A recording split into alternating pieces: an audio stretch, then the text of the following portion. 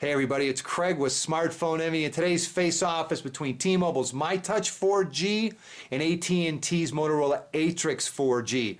Don't forget, stop by smartphoneenvy.com, check out the written review. My winner of today's face-off. I also have some photos and videos posted from today's contestants. All right, let's kick off our face-off. The myTouch 4G, quad-band GSM, tri-band 3G, T-Mobile's 4G connectivity. It's the heavier of the two, weighs in 141.8 grams. Build quality, you've got Gorilla Glass. You've got a nice chrome rim that runs around the entire display. The sides, bottom and top are of a nice rubber texture coating, so it feels very solid. Got a metal battery cover. Above that, flash camera as well as a phone speaker. Up on top, 3.5mm headphone jack, power and lock key. On the right-hand side is dedicated camera key. On the bottom is the phone's microphone, and on the left-hand side, micro USB port as well as the volume rocker. All right, the Atrix 4G, again, quad-band GSM, tri-band 3, but this time with AT&T's 4G connectivity. It's a little bit lighter, weighs in at 137 grams. Build quality, you've got Gorilla Glass. The sides frame are made of metal, and then you have a very unusual battery cover, which is made out of a rubberized plastic, graphite in color. It extends all the way up to the front at both the top and bottom of the display. Lower left-hand corner is the phone speaker. Upper left, the camera, along with dual LED flash. Up on top, 3.5mm headphone jack, along with the power and lock key, which also acts as a fingerprint reader. On the right-hand side, volume rocker, nothing on the bottom, and on the left-hand side, HDMI port, along with the micro USB port. All right, let's talk cameras. They both offer 5-megapixel cameras. myTouch 4G has autofocus, LED flash, geotagging, as well as face detection. Video capture is 720p. The Atrix 4G 5-megapixel camera also has autofocus, but with dual LED flash, geotagging, and image stabilization. Video capture, again, is 720p. Batteries. myTouch 4G has a smaller battery, but with a better rating. It's got a 1400 milliamp hour battery rated at 10 hours and 20 minutes of talk time. The Atrix 4G has the monstrous 1930 milliamp hour battery, but it's only rated at 9 hours of talk time. You don't need to remove the battery, replace, or exchange micro SD cards on either one of these handsets. All right, let me turn this back on, get back to the home screen. There we go. Let's take a look at the displays. On the myTouch 4G, you've got a 3.8-inch TFT capacitive touch display showing 40 by 800 pixels, offers an accelerometer sensor, proximity sensor, as well as multi-touch. Upper right, you've got a front-facing camera for video calls. Below the display, you've got 5 physical keys. First, Android keys, your home key, main menu key, back key, and Genius button. And in between all of that, you've got a physical optical trackpad for navigation. On the Atrix 4G, you've got a little larger display, 4-inch QHD capacitive touch display showing 540 by 960 pixels. Offers an accelerometer sensor, proximity sensor, as well as multi-touch. Upper left is your front-facing camera for video calls. Below the display, 4 touch-sensitive keys. Left to right, main menu, home key, back key, and search key. As far as memory, myTouch 4G has 4 gigabytes of internal storage, 768 megabytes of RAM, and again, internal storage can be expanded an additional 32 gigabytes through the use of a micro SD card. On the Atrix 4G, it comes with 16 gigabytes of internal storage, 1 gigabyte of RAM, and again, internal storage can be expanded an additional 32 gigabytes through the use of a micro SD card. Both of them offer Wi-Fi 802.11, BGN with support for DLNA. Both of them have Bluetooth version 2.1 with support for A2DP. Both of them have GPS with support for AGPS. Both of them can be used as Wi-Fi hotspots. The processor on the myTouch 4G is Qualcomm's 8255 1 GHz Snapdragon processor. On the Atrix 4G, it's NVIDIA's dual-core Tegra 2 1 GHz processor. They both use Android 2.2 Froyo as their operating system. The myTouch 4G has HTC Sense, and the Atrix 4G has Motorola's Moto Blur. All right, I stopped by the Android market and downloaded the Quadrant Standard Benchmark test on both the myTouch 4G and Atrix 4G, so let's run that and see if the dual core is all as fast as it's cracked up to be. And we're through a majority of the beginning, waiting for kickoff 2D graphics. And again, don't forget the Motorola Atrix 4G is the first smartphone here in the States to offer NVIDIA's dual-core Tegra 2 processor. And it's just getting into the 2D graphics. The myTouch 4G is already into the 3D graphics. Gives you a look at the displays. Also in the lower left-hand corner, you'll see frames per second and frame rate as well. Got one more 3D test on the myTouch and it'll be done. There it is.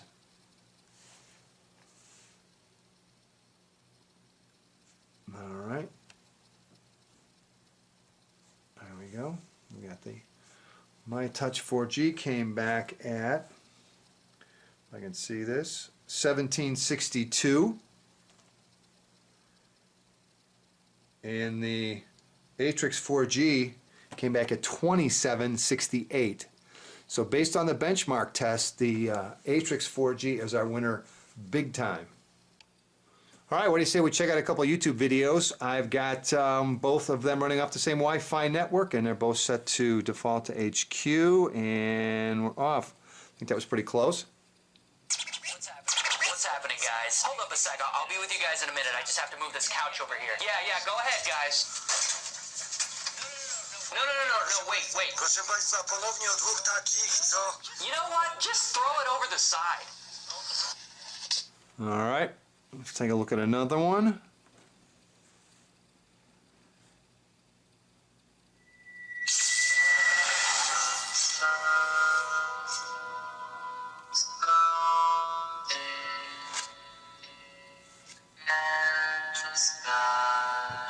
I absolutely believe there's something out there. It's not just us. There's no way. It's not just that. We're going to have to run one more since the myTouch 4G loaded the first one first, and the Atrix 4G loaded the second one quicker. Here's the third.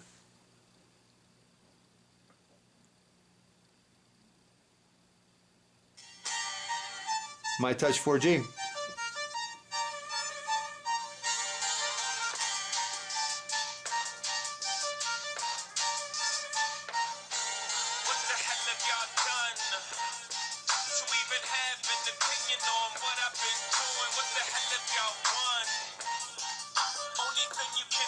Alright, in that particular test, the myTouch 4G loaded 2 out of the 3 videos from YouTube quicker. I'll let you guys be the judge of how the displays look, because I know that's a personal thing no matter how you slice it. So there was a look at the YouTube comparison on our myTouch 4G and Atrix 4G. Alright, let's run our navigation comparison between the myTouch 4G and Atrix 4G, and we'll start with the myTouch 4G. And the Genius button will allow you to find something, but it doesn't allow you to navigate directly to it. So we'll go into the navigation application. We'll speak our destination. Navigate to Vons.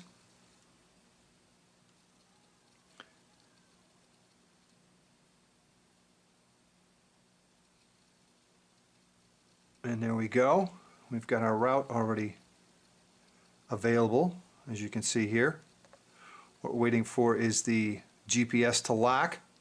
You can see it up here, up in the middle, top of the screen, searching for the GPS, trying to lock it. And I will admit my location is not one of the best. All right, let's try the Atrix 4G. Navigate to Vons.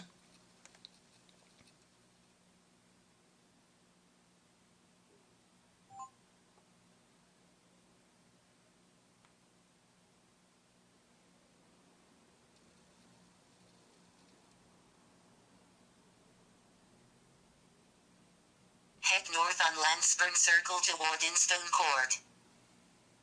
All right, it appears that the Atrix 4G didn't have any problem locking onto the GPS to get us our voice guided turn by turn. And here we go from the myTouch 4G. I don't know why we're not hearing it, but it is now locked, rerouting, and it should be giving us voice guided. I don't know why we're not hearing it. Is it on mute? Nope, it's not on mute. Turn right at Watergate Road. There we go. So now we've got the myTouch 4G. So both of them handle it. The myTouch 4G took a little while to lock on the GPS, but the route was there very quickly, and the Atrix 4G just had absolutely no problem at all. As far as scrolling on the maps, see, I've got them both in satellite view.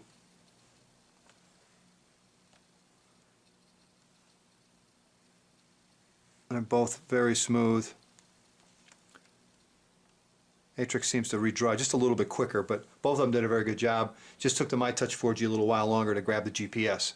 All right, I've had a couple of requests for some gaming during our comparison, so we'll kick this off. Little Angry Birds.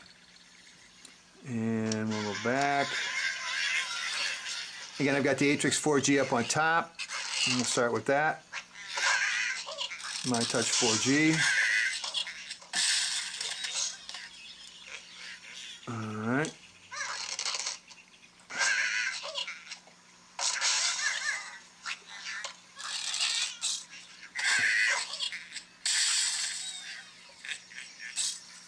Doesn't look like I'm very good with either one of them. I'm going to shot with the Atrix all the way over.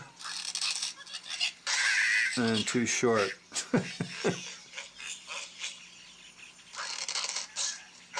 Not over again.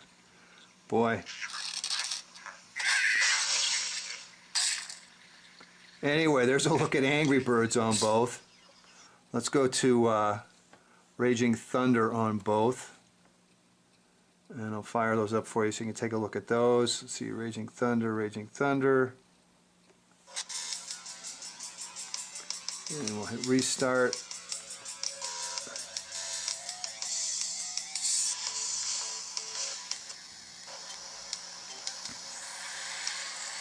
Alright, and I'll try and do this a lap with each one.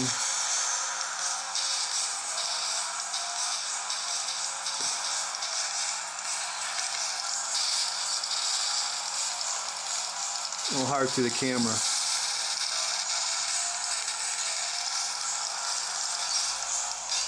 As you can probably tell. Alright, there's a lap on the Atrix.